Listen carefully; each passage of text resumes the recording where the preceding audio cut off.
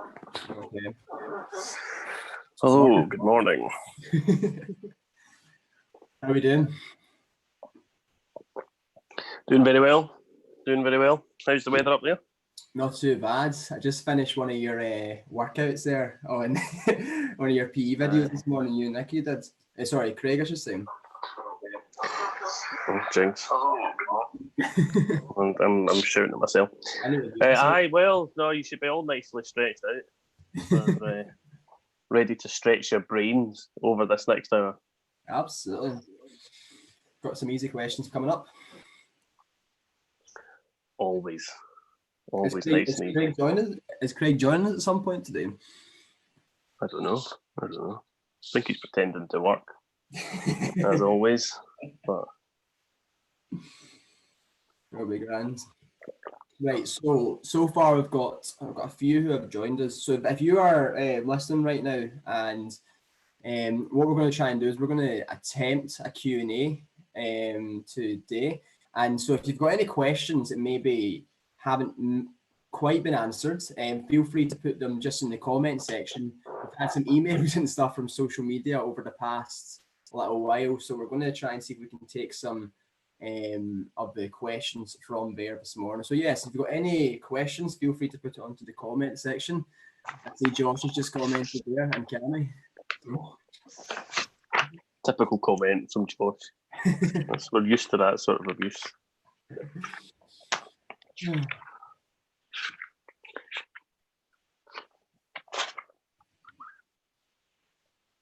So where are you, Murray? Where's your Maranatha camp at home? So I'm up at Dornoch right now, Nicky, up north of Scotland. So the only problem is the internet is pretty terrible up here, quite frankly. So it's not great for that. So I'm relying on my dad's 4G just now. But hoping to be back home for next week. So back on Monday. You in London right now? Are you over in Scotland? No, we're down in England. So this is the first Maranatha camp from England. Interesting. A lot less midges down here, so there's that bonus. Absolutely. That'll be cracking.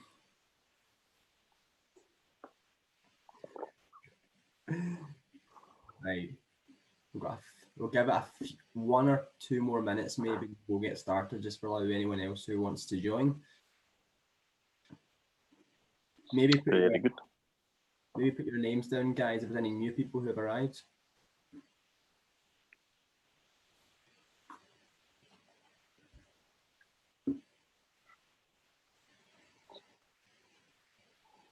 And be thinking of your wonderful questions for us.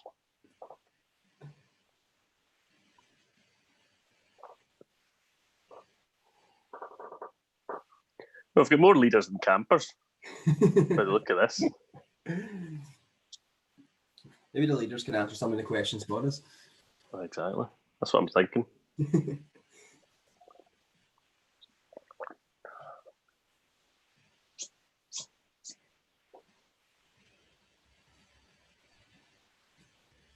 Okay, Jack's joined us.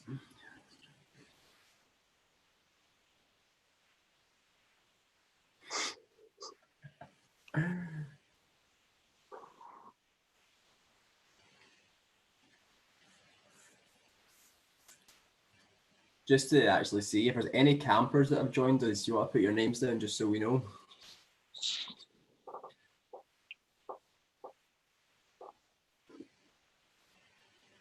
There's one.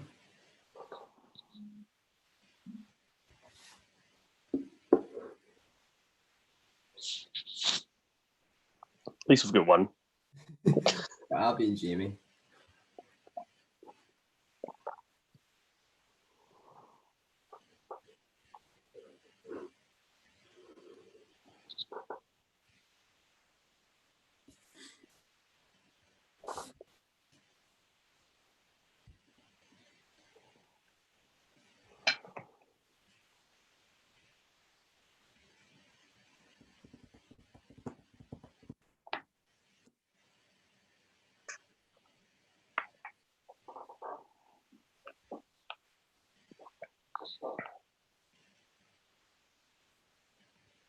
quite funny doing this It's weird. on a live stream because it's on a time delay, so I keep doing something and then looking over, and I'm 20 seconds behind. Okay, I reckon, Nicky, we should get started. So, yes, good morning, everyone. Welcome to today's workshop. This is a Q&A from today. And yeah, this is kind of an opportunity to kind of allow you to ask Nicky some questions about anything that might be coming up. And there's different issues we're going to be tackling today, you know, such as like suffering. There was another question about how do we know Christianity is the right religion? But we're also going to have an opportunity at the end that you might have some questions that might not have been answered. So we're going to allow you guys to use the YouTube comments as a way of being able to ask these questions. So it's going to be an open forum for today, and we'll see where it goes. So first slides, here we go. So Nicky, we'll start with a nice easy question for today. And the first question we're looking at is, why does God allow evil and suffering? This is a complicated question because you could probably go on, you'd need more than an hour to actually discuss this one, but let's try and make a start to this. If someone was to ask you, Nicky, why does God allow suffering, what would your answer be for that? So yeah, as you say, starting us off nice and easy with what is probably, I think, the hardest question that we have to ask in life, as well as when we're thinking about faith and thinking about Christianity. I think this is just a question that is automatically hard because it affects every one of us, you know, and it's something that is emotional as well as you know, it's not just about logically thinking about this. It's something that actually affects us in our lives, and nobody goes without, nobody goes through life without suffering and coming into contact with evil and things that we look at and think this just isn't right.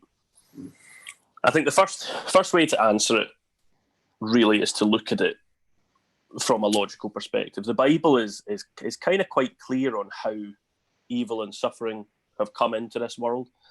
As you'll remember from Genesis, you've got Adam and Eve are created. God creates creation, and it's good, and it's perfect, and it's unspoiled, and none of this evil and none of this suffering exists. And obviously, you all know Adam and Eve, when they took the fruit from the tree that they weren't supposed to, when we have what's called the fall, that is when all of this stuff, all of God's good and perfect creation, broke. And from that point on, that's when we've been suffering with it. Everything in this world has been touched by that. We get death, we get decay, we get evil, we get illnesses, we get all this kind of stuff comes in at that point.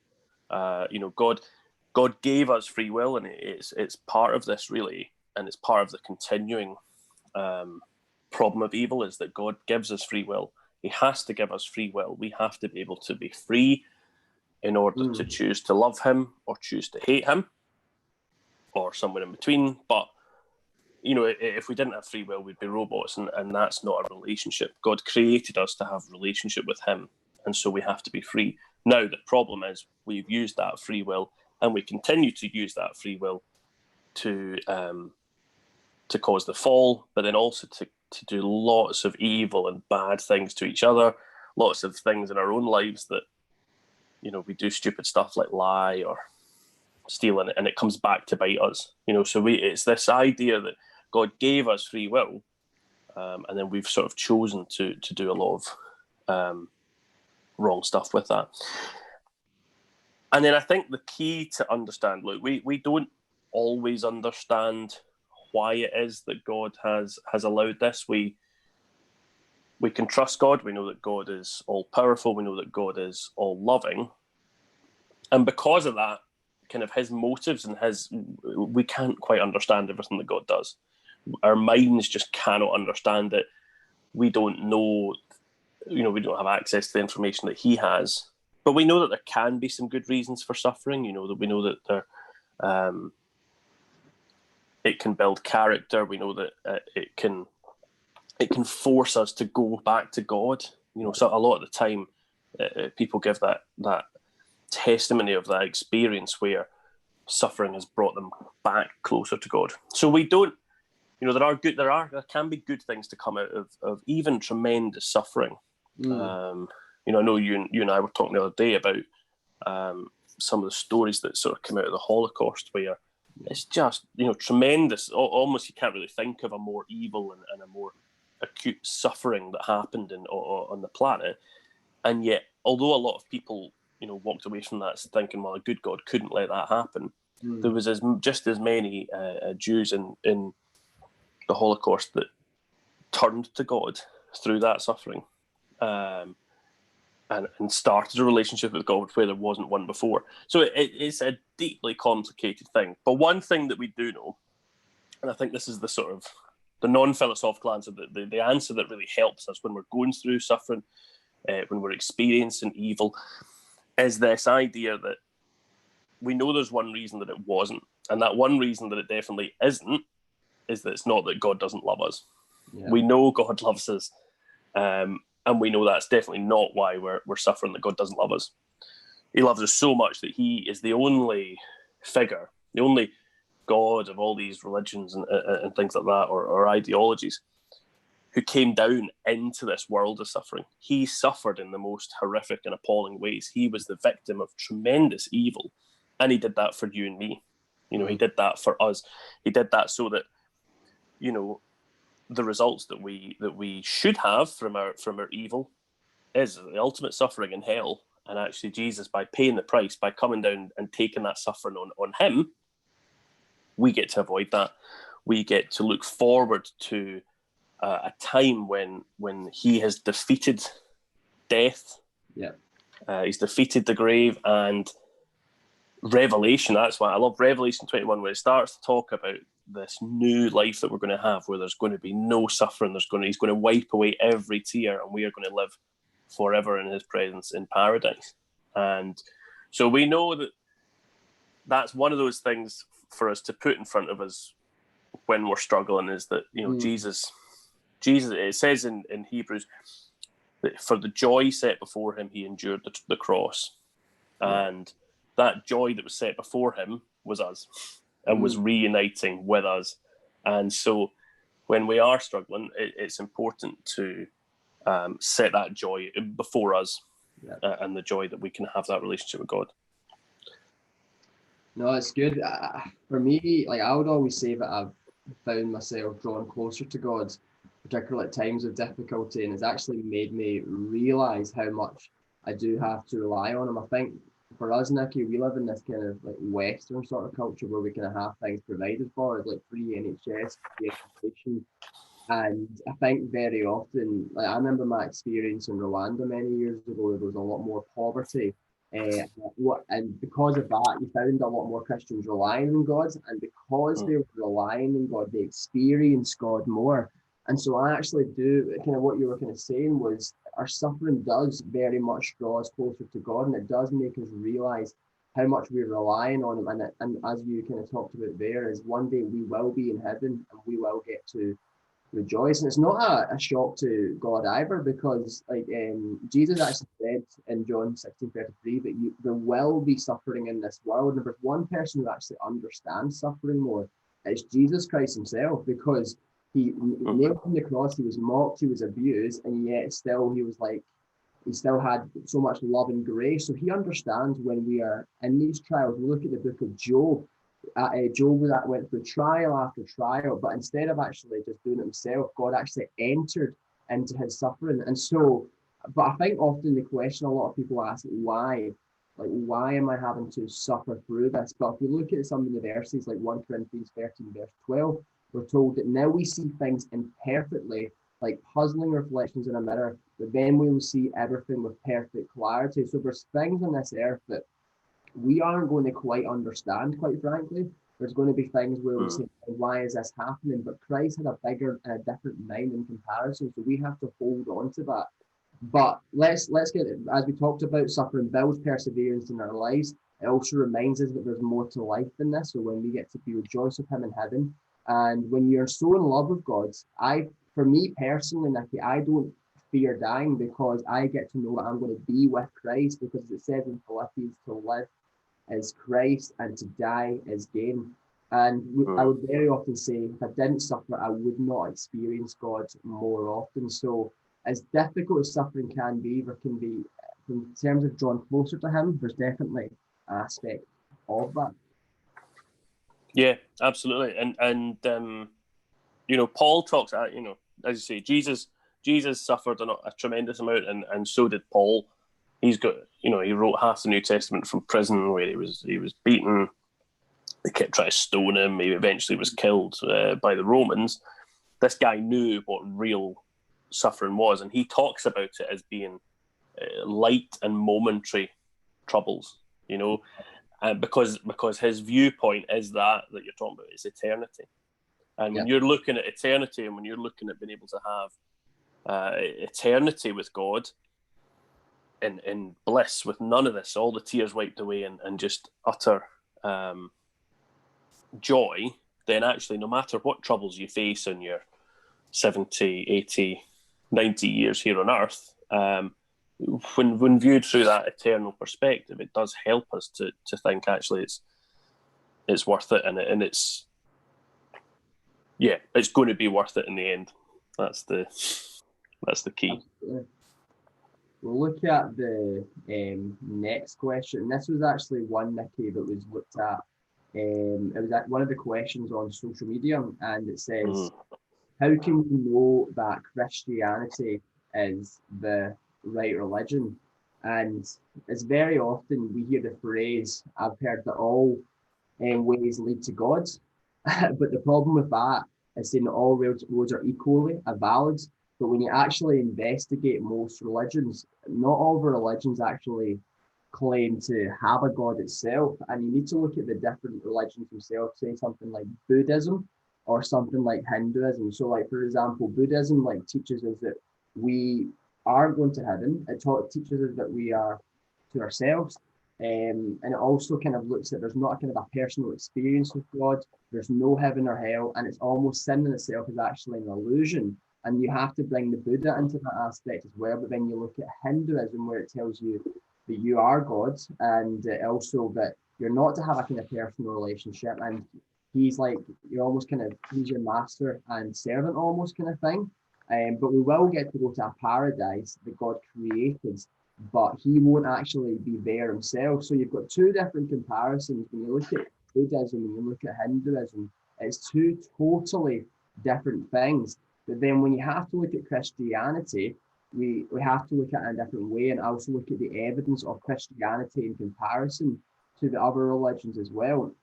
I know, mate, with your background in history, how far would you go to say, like, when you look at the evidence for Christianity in comparison to the other religions, what would you kind of add to that?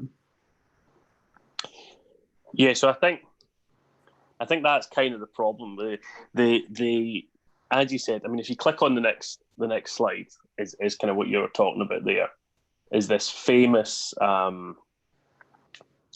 famous analogy about world religions, that they're all kind of they're all pretty much the same thing, you know, and they're all maybe like, you might have heard, different paths up the same mountain, or in this case, what's often said is the world religions are like an elephant, that, you know, and these individual guys are all like blind men touching this elephant. And so one of them's touching the trunk, and he's saying, well, it's long and bendy. One's touching the tusk, saying it's cold and it's sharp. One's touching the legs, and they're saying it's big and round and thick. One's got the ear, and it's saying it's really wide and thin. You know, and it's this kind of idea that the elephant is the truth, and all of these world religions are kind of touching different bits of it. So they look different because they are, you know, just superficially touching different bits of the elephant. The problem, well, there's lots of problems with this analogy. The first being that in order to see that there's an elephant, you must have to think that you have the truth, which creates the same exact problem as all these religions. But the problem is that actually the world religions are not all similar. They make completely different claims, and claims that are exclusive of one another. They can't all be true. You know, it's like the answer in maths to 2 + 2 can't be 3, 4, 5, 6, and 7. It has to have an answer, because they all contradict each other. Christianity, for example, obviously says that Jesus died and rose again. Islam said that it was an illusion that he died. Buddhism says we don't care what Jesus did. These things are not, they cannot all be true. It can't be that Jesus died and didn't die. You know, they make claims about the world, the various religions that are competing. And so I don't think that we have the option to say that all religions are true, or even that they're all partly the truth. Actually, they're all incredibly different. Like you briefly outlined sort of Buddhism and Hinduism, and they are totally different from, say, Islam, Judaism, Christianity. So I think the other, like you said, that to me it comes down to how we see that these are true. How can we test them to know which one is true, which one is false?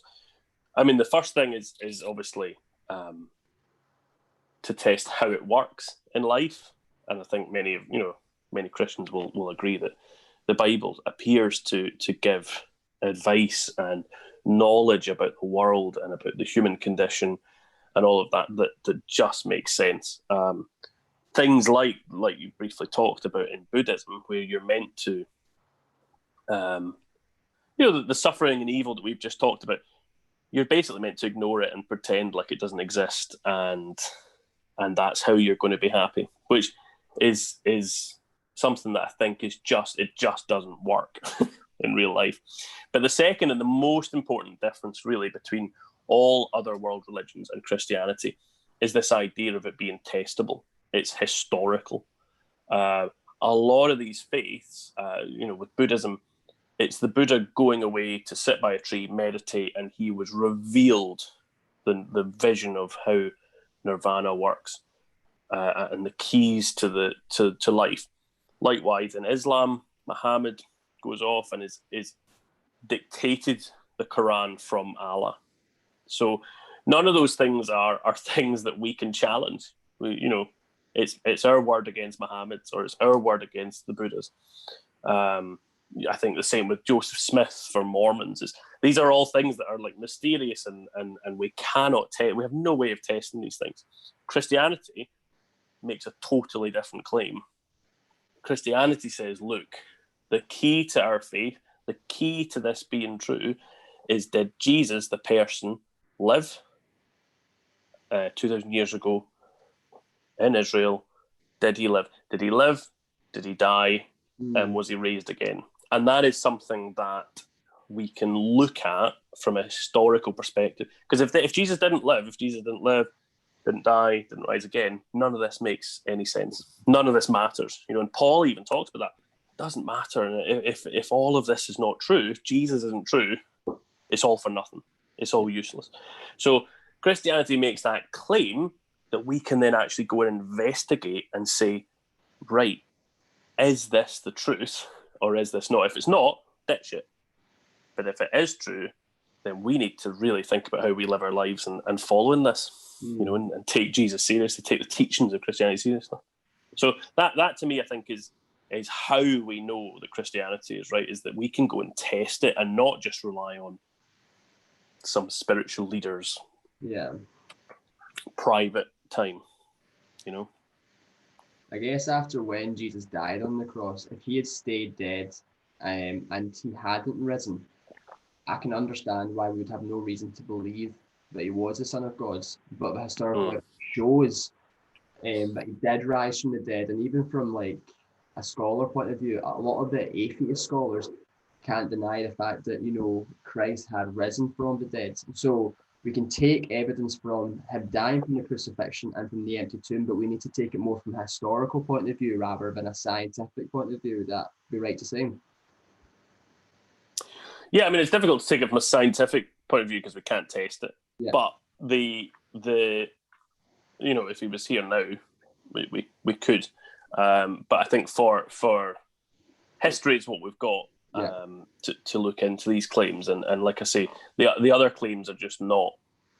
You're having to take a leap of faith on those claims, which I just think is more difficult than when we have this historical fact that is either true or not true, and we can sort of look at that and look at the evidence. That's what we're really, when we're talking about evidence, really with Jesus, we're talking about these historical claims. Because that can almost take us over to our next kind of point and say, did Jesus really exist? Perfect. And is the Bible actually true? It's like this wasn't planned.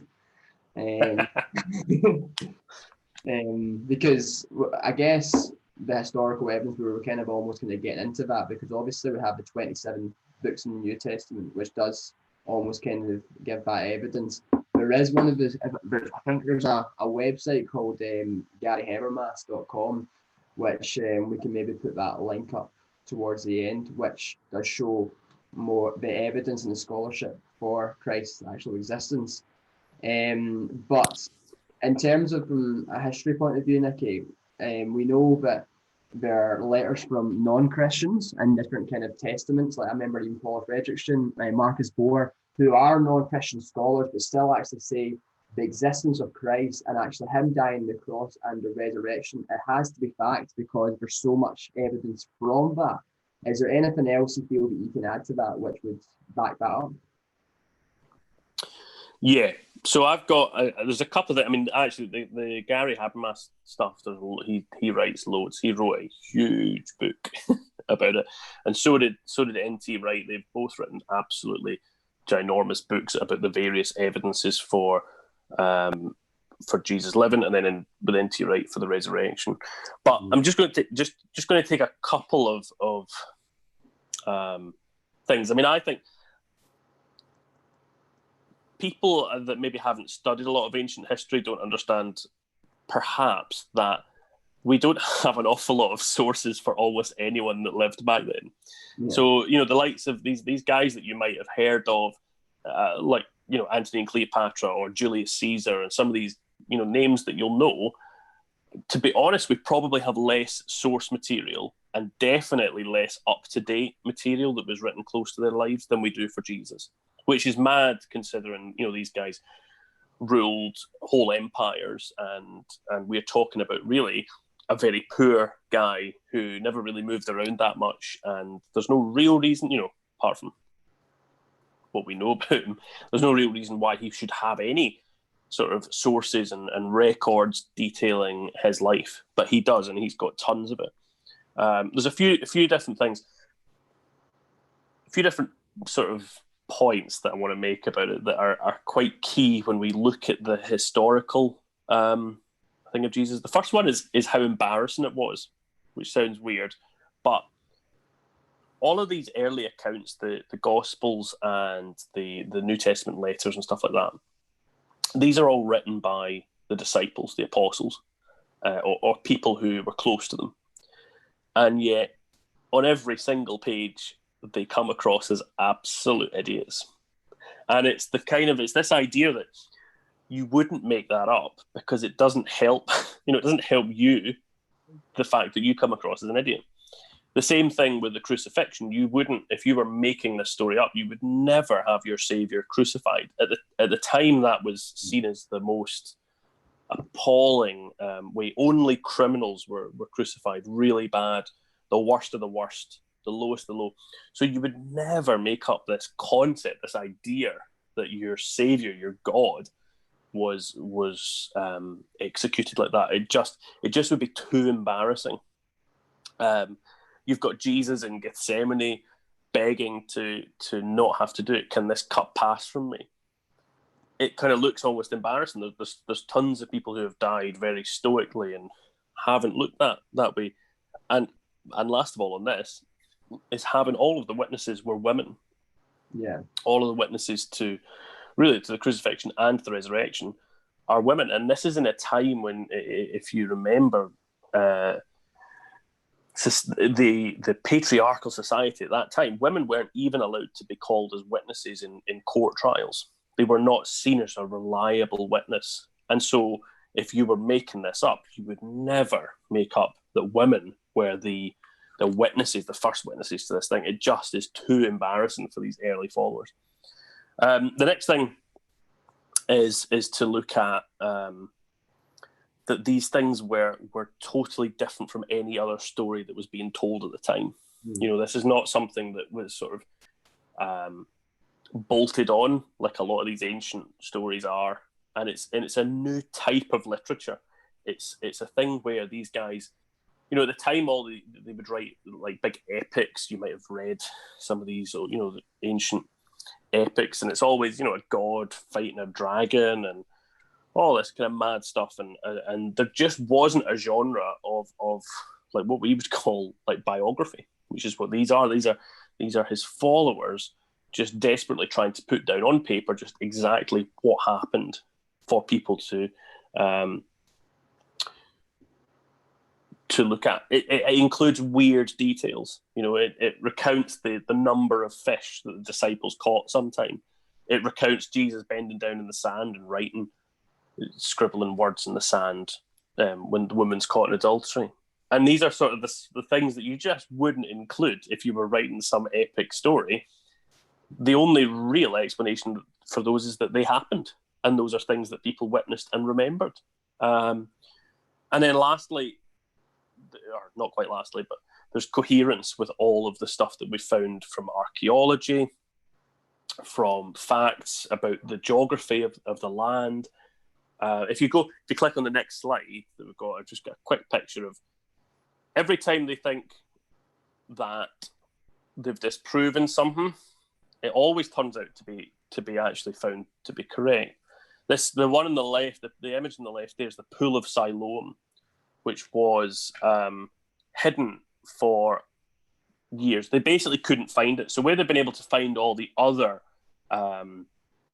sort of sites that Jesus did stuff at, they could never find this Pool of Siloam. And so they were the skeptical historians used to say, well, it obviously didn't happen. There's obviously rubbish because we cannot find this place at all, until they eventually found it. And so this has happened on quite a number of things. The image on the right is, as well as most Roman crucifixions, they didn't used to nail the nail through the legs like they did with Jesus. So they found a lot of bodies where they were just tied to the cross. And so again, the skeptical historians said for a long time, this couldn't possibly be what they did to Jesus. It must be made up, because we know that Romans didn't nail people through their bone. They just tied them up. Then we found a whole load of evidence like this one that actually shows the nail still in the shin bone of some poor fella. And so a lot of these things, basically everything that they've ever sort of found to hint against the reliability of Jesus has always been just a momentary thing until they've discovered the actual answer. And it all backs up what the Bible says. All of the geography is right. All of the historical artifacts that we found back it up. They back the story up. So I would be incredibly confident, absolutely and incredibly confident that Jesus historically did actually exist and did die and did rise again. I think it's good stuff there. I think also if we look at the links we can put on the end, there's Lee Strobel, who did the case for Christ as well, which looked more into the evidence of Christ too. I think Alpha, in one of the episodes as well, it covered one of the to do with Christ's resurrection too, in which a lot of the Oxford scholars had to say about it too. So, no, that was really interesting there. Which leads us I've looked it up. 2005 was when they discovered the Pool of Siloam. That was so until 2005, they thought, there's a bit of doubts over this story, and yet we're still finding that if we actually trust the Bible and trust the reliability of it, that it is right. I just want to very quickly just say, when Paul's writing here, this is what Paul says about Jesus in 1 Corinthians. He is, and he's writing about 15 years after the crucifixion. He says, "For what I received, I passed on to you as of first importance, that Christ died for our sins according to the Scriptures, that he was buried, that he was raised on the third day according to the Scriptures, and that he appeared to Cephas and then to the 12. After that, he appeared to more than 500 of the brothers and sisters at the same time, most of whom are still living, though some have fallen asleep. Then he appeared to James, then to the apostles, and last of all, he appeared to me also." Paul is saying to these guys that he's writing to, and this is at the time, he is saying to these guys, go and find out yourself, because all of these people have seen Jesus. They all know he's not. This is not some legend that he could have. You can't start a myth and a legend in 15 years and have witnesses. It just doesn't happen. He is appealing to these guys to say, look, you know these guys. I mentioned them by name. Some of them are dead, but most of them are still alive. Go and talk to them. Go and chat to them. Go and verify that this is true. You know, it's just, as I say, it's the key to the whole thing. And just really quickly to touch on the second half of that question that we got, is the Bible actually true? I think the easiest way of seeing that the whole Bible is true, the easiest way is to work out that the Gospels are true, that Jesus is true, and is historically really verifiable. And then to look at the fact that he saw the whole Old Testament as true. And that's the way he treated it, as God, as its author. And, you know, so if we can trust the New Testament, if we can trust him, actually the fact that he looked at all of that stuff in the Old Testament and treated it as true, treated it as gospel, as we'd say, that really helps us. There's loads of archaeology stuff I could go into, but I don't have time this morning. We could do some other time. Just for people that are watching, we're going to have a potentially, if there's any questions you guys might have that we haven't quite talked about, free just to put them onto the comment section below. We've got a few other people joining us as time goes on as well. But the next question that was brought up in one of the emails was, who created God himself? And so what we're going to try and do is see if we can do a screen share for that for this morning. So yeah, the question we're looking at here is, who created God? And this was one of the YouTube clips that came up not too long ago. So I'll let you guys take a listen to this. I'll make sure I've actually got the sound done. Here we go. And where did God come from assumes that you're thinking of the wrong, obviously it displays that you're thinking of the wrong God, because the God of the Bible is not affected by time, space, or matter. If he's affected by time, space, or matter, he's not God. Time, space, and matter is what we call a continuum. All of them have to come into existence at the same instant, because if there were matter but no space, where would you put it? If there were matter and space but no time, when would you put it? You cannot have time, space, or matter independently. They have to come into existence simultaneously. The Bible answers that in 10 words. In the beginning, there's time. God created the heaven, there's space, and the earth, there's matter. So you have time, space, matter, created a trinity of trinities there. Just, you know, time is past, present, future. Space has length, width, height. Matter has solid, liquid, gas. You have a trinity of trinities created instantaneously. And the God who created them has to be outside of them. If he's limited by time, he's not God. The guy who created this computer is not in the computer. He's not running around in there changing the numbers on the screen, okay? The God who created this universe is outside of the universe. He's above it, beyond it, in it, through it. He's unaffected by it. So the concept that a spiritual force cannot have any effect on a material body, well then I guess you'd have to explain to me things like emotions and love and hatred and envy and jealousy and rationality. I mean, if your brain is just a random collection of chemicals that formed by chance over billions of years, how on earth can you trust your own reasoning processes and the thoughts that you think? Okay, so your question, where did God come from, is assuming a limited God. And that's your problem. The God that I worship is not limited by time, space, or matter. If I could fit the infinite God in my 3-pound brain, he would not be worth worshiping, that's for certain. So that's the God that I worship. Thank you. It's almost like a mic drop moment there, isn't it? this is like the question, who created God? This is something that is comes up quite common, very much. A lot of the atheists, particularly I come across, will say, well, who created God then? But I guess the kind of first kind of way I would normally look at this is that we were made and to encounter the same problem with God, because the assumption is that God was created, but part of that means that God was never made and he is known as the uncreated one. And I think sometimes this exposes our ignorance to actually who God really is, because to be God means that he was never created and he always was. So he is the ruler of all things and is the uncreated one and desires a personal relationship with us.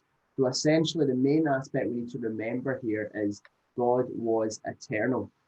So he is known as the uncreated one, and he was eternal. And it's like when you look at other kind of theories, such as like the Big Bang theory, people always say, well, where did the sparks come from, and where did all the other kind of aspects? There has to be one person who started from the start, and because he was eternal, that would mean that he would be known as the uncreated one.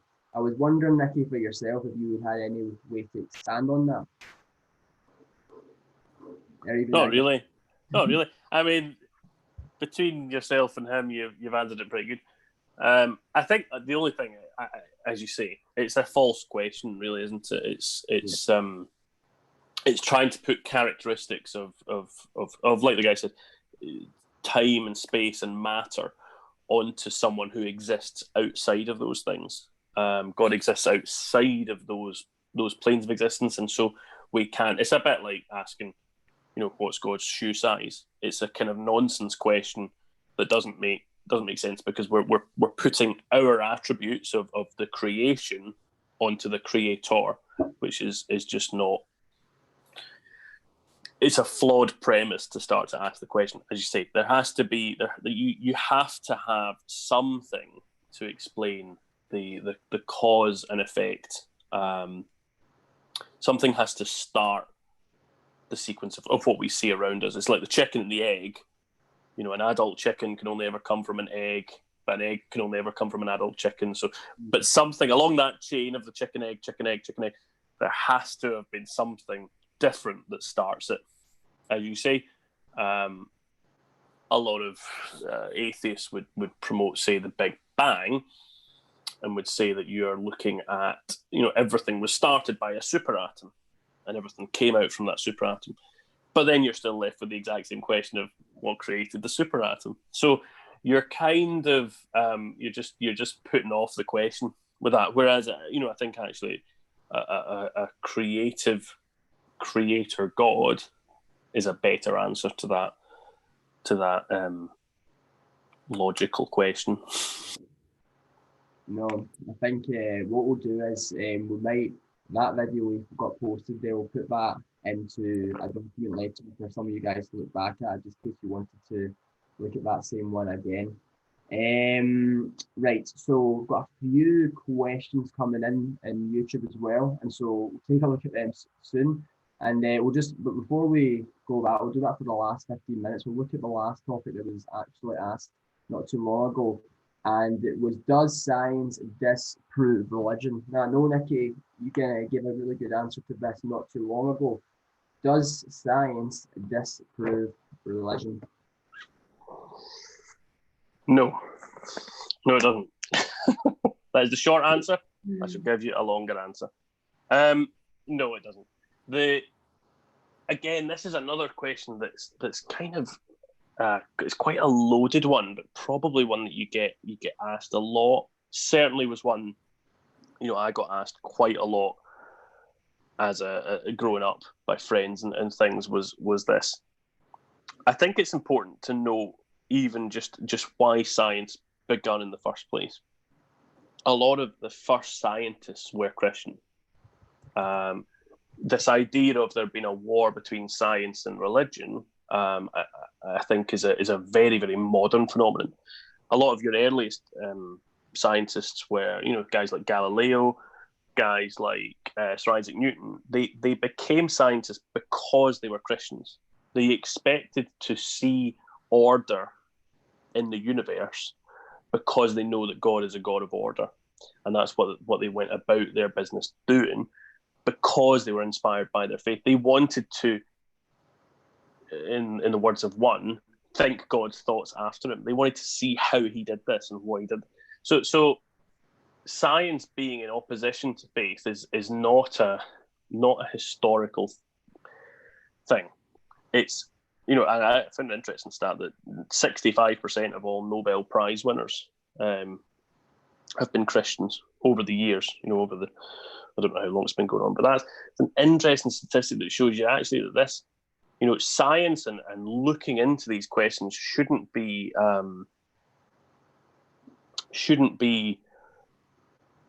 scared of science. It should be something that we are desperate to look more into. It's the truth. Ultimately, if it's the truth, it should line up with God. And so I don't think we should be afraid at all of looking at science and looking into these things, because it is what there isn't the same battle that is sometimes portrayed. Now, when we're answering, I know I've done a few things here on evolution. This is, I suppose, a big thing. I mean, it's also important to note, I think, that Christians can have different perspectives on these things. Again, we've not got the time to go into, but you can believe as a Christian in evolution, guided by God. You can believe not in evolution. You can be an old Earth, a young Earth. There's loads of different positions, and there's kind of facts and data that could kind of help you to come to all of those conclusions. And it's just quite difficult, because the Bible ultimately it's not really the purpose of it to be a scientific textbook. That's not really what it's trying to do. It's trying to do a completely different thing. And so when we look at it to just be a scientific textbook, it's not what it's meant for. So there's that caveat. But talking about evolution, we had an interesting chat, Murray, didn't we, on evolution. I think almost everybody would agree microevolution. If we talk two different things, I think almost all Christians would believe microevolution, which is the changes that occur within a species. So on the right here, different changes occurring within the same species. I think that is observable, and we've seen that, and that is something that is absolutely a thing. Macroevolution is this idea that the species change, and so we change from, like it says on the left there, sort of a very simple organism, couple of cells organism, through different stages: fish, land, monkeys, man. And that's the thing that I think a lot of Christians struggle to some degree to fit with the Bible, and to fit with some of the evidence as well. And so I just wanted to have a little note at some of the problems with that what I would call atheistic evolution. It's in contrast to Scripture. Scripture tells us, like we talked about with the evil and suffering at the start, that death came into the world as a result of our sin and what we did in the fall. This idea of macroevolution would involve death being there from the beginning, and the necessity of death. And so I think it just doesn't quite fit with us. There's issues in terms of, if we click to the next one, next slide, there's a gap in the fossil record. So where we would expect certain animals to have evolved from other animals, and you would have a kind of in-between animal, if you will. So say between monkeys and humans, you would have an in-between state, what's called the missing link in that case. But even for other animals and other stages of this evolution that's claimed, it's claimed that these things exist, and yet there are huge gaps in the fossil record for those things. I'm going to rush quickly because I see that we're running out of time. Darwin's doubt was a thing that he worried that he couldn't fully trust his own logic and his own reasoning, even having come up with evolution, because his brain was that of a monkey, which is an interesting, but it is quite a challenge, I think, to the evolutionist. mathematical models suggest that organisms are actually far more likely to get more chaotic, not become more ordered, like we've seen as species have evolved, if they did, which suggests they didn't. And lastly, if you go on one more, is this idea of irreducible complexity. Just very simply, it is you look at a thing that looks simple. So when Darwin was observing these changes and things, he looked at these things and said, well, these are simple things. The thing on the left is the little tail that propels an E. coli bacteria, right? So that is just a little tail on the edge of like a one wee cell thing that shoots about and gives you E. coli. It looks really simple because it looks like it's just a little tail. If you look on the diagram there, it shows just how complex actually that thing is. To make that mechanism, for that mechanism to occur, you need so many different bits and pieces all together, that the idea that those would arise and come together by chance, you would need far more faith to believe that than you would need to believe in any sort of Christianity or any of the claims there. I mean, we're talking mega levels of faith required. On the right, you've got the eye, it's the same thing. You look at the amount of different bits that have to all be present. If you have all of those things, but you don't have a lens, or you don't have a cornea, or you don't have a retina, the eye doesn't work. You need every single one of those things to be present before it works at all. And evolution, the idea is not that things can get built like that. It just doesn't quite stack up when we look at those things having to have evolved like that. So I'm going to end that there. There's plenty more I can say, but we are running out of time. We can put some of these in the link below, or later towards the end. We're starting to kind of come near to the end of this Q&A workshop, and we're going to kind of take it over to more some questions. Now, we've had one question posted. And if you've got any more, guys, about 10 more minutes or so, feel free to try and post them over. And one of the first questions was, can a true Christian lose their salvation? I think and to just realise Gary Blair's joined us with a lecture from Glow, so we need to make sure we actually know what we're talking about here, Nicky. So if we look at the Bible, we find that, true believers in Jesus is safe and secure eternally. And one of the following passages actually talks about how Jesus never perishes. I think it was from John 10. I can't remember. I think it was my sheep hear my voice, and I know and follow me, and I give them eternal life, and they shall never perish. And I think those kind of verses actually couldn't be stronger. And it talks about how Jesus will never perish.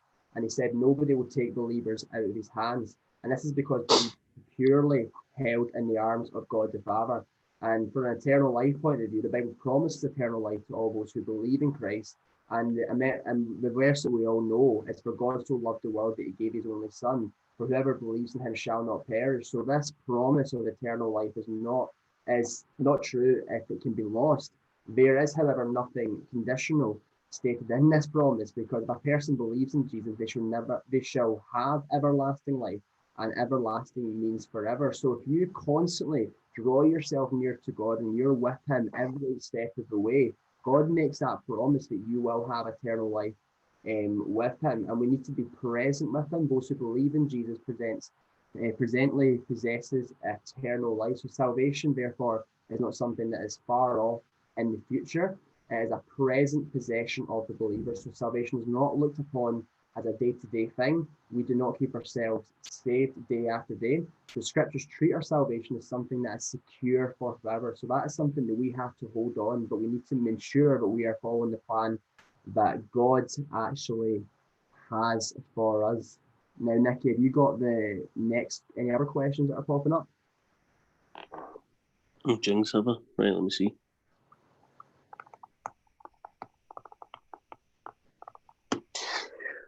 Not going to answer the second question from Mr. Baxter. Clearly an affront on my flexibility. But so the first question, is there an apparent change in God's character between the Old and New Testament? Why is there an apparent change? Okay. So I think there are two things I would say about that.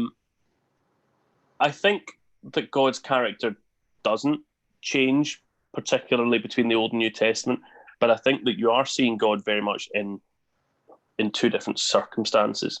I think that in the Old Testament, you are looking at a God who, although all of creation is his, he is guiding a specific people group, the Israelites. Those are his chosen people, and really what we're seeing is God, because you're just seeing God acting in this one tiny little patch of land.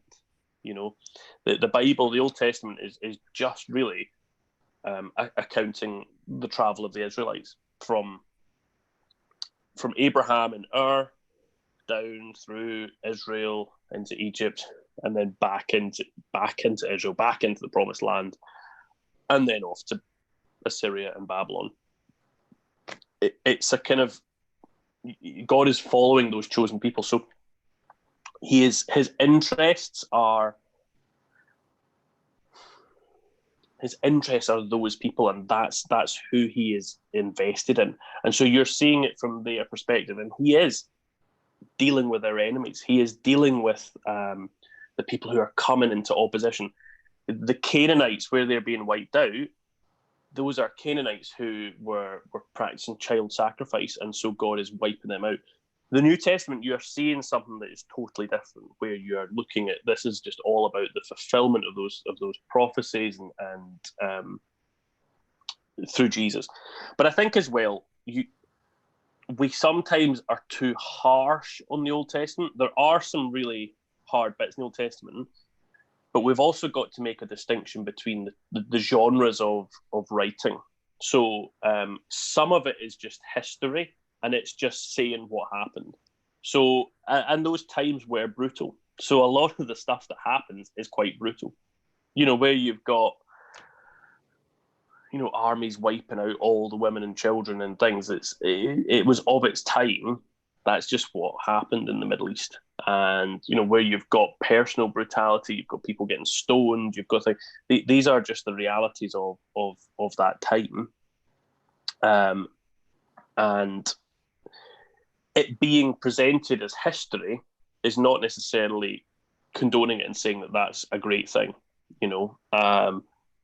Many of the Bible characters are, or all of them, what am I talking about? All of them, apart from Jesus, are totally flawed. And so they do things that aren't good. And so if we read it, a lot of us make the mistake and kind of read the Old Testament presuming that everything that goes on there is like ordained by God. It's not. A lot of it is stuff that is against God's will, and then God acts against, God acts in punishment a lot of the time for that. But even things like, they use things like Leviticus 19, the eye for an eye thing of where if somebody murders, then you murder them back, is one that's often used. And it's really not saying that. It's actually, in the context that it's given, is talking about when somebody murders a pregnant woman. And actually, this eye for an eye style of law was actually a lot less harsh than an extreme than all of the neighbouring countries had. It is difficult, and it sometimes is difficult to put our modern mindset into these times that were a bit more harsh and a bit more outrageous. But there's also more than 150 references in the Old Testament to God's love for people. So that love that God shows in the New Testament very clearly, like there's a more of an emphasis on it in the New Testament, that loving God caring for his people. It's talked about in the Old Testament. It just is in amongst a lot more stuff. And so we maybe don't see it as clearly. And a lot of it's, weird poetry, weird images and prophecy and stuff. And it's sometimes we just get lost in some of that. But God is still that loving God. And this is still the same God that we see in the New Testament, just has a slightly different sort of literary focus, and it's a lot harder to get the message, I think, from the Old Testament that you're trying to, the message you're meant to get comes across really easily in the New Testament because Paul is just writing it to you and he just spells it out because it's just letters, or the Gospels just show you what Jesus said. The Old Testament, you've got to come to interpret what you're seeing, and it's a lot harder. It's a lot harder to do that, basically. But yeah, that's what I would say. Don't know, Murray, if you've got any. No, Nicky, I think you've Other answered thoughts? that just fine there, mate. Okay, I think we're starting to come to the end. We've kind of got about a minute or so just before we're just about to finish. But what we're going to do is we're going to create a pack for you guys, which will have all the different kind of resources on there of different things that you can link to. There's like RZIM, there's Reboot, there's other scholars, William Lane Craig, John Lennox, a lot of fantastic scholars with fantastic answers and that you can refer to. But at the end of the day, we can try to answer some of these questions, but the root of it is Jesus Christ, and we want to make sure that he is the one that gives us that salvation and the one that we want to draw close to and every day in our lives. So what we'll do is, Nicky, should we pray just to finish off, and then we can close back for the final workshop of M Camp 2020. So do you want to close for us, mate, and I'll go after, and then we can finish it off there. Sure. Dear Lord, I just want to thank you for everybody that's listened in this morning. I want to thank you for them. I want to thank you for their lives. I want to thank you for their interest in you and their interest in sort of asking questions and trying to get to the truth. We know that you love truth, and we just pray that you would bless each and every one of these campers and leaders listening, that they would be able to continue to ask questions, continue to try to get to the truth of your wonderful world that you've created, the truth of you coming down and dying for us, and that we wouldn't be afraid of asking and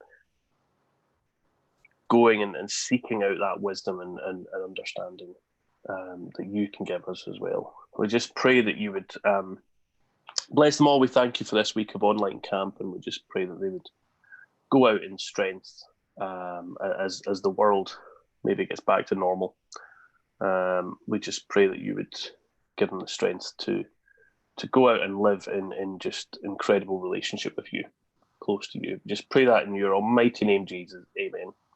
Amen. Yes, God, we thank you for Maranatha Camp 20, and we just pray, Lord, this can be a week where people just get to know you so much better, Father. If there's people who are not yet saved and they want to know you, Lord, I just ask that they can give their life to Christ today, Lord, and that when they come to you, Lord, that you will come to them with open arms, and that they'll get to know just how incredible you really are. You're a good God, Lord. You are for us, not against us, and we just bring this camp workshop to a close, and we ask this in your name. Amen. Amen. Okay. Well, that's us. That's the final workshop of 2020. And hopefully we're back at camp as of next year, back at Whittock Park, if all goes well. So, yes. Absolutely. But yeah, we're going to put some links up on Facebook later on of some other stuff. So feel free and check some of those stuff out. Otherwise, we shall see you guys later. Awesome. Bye.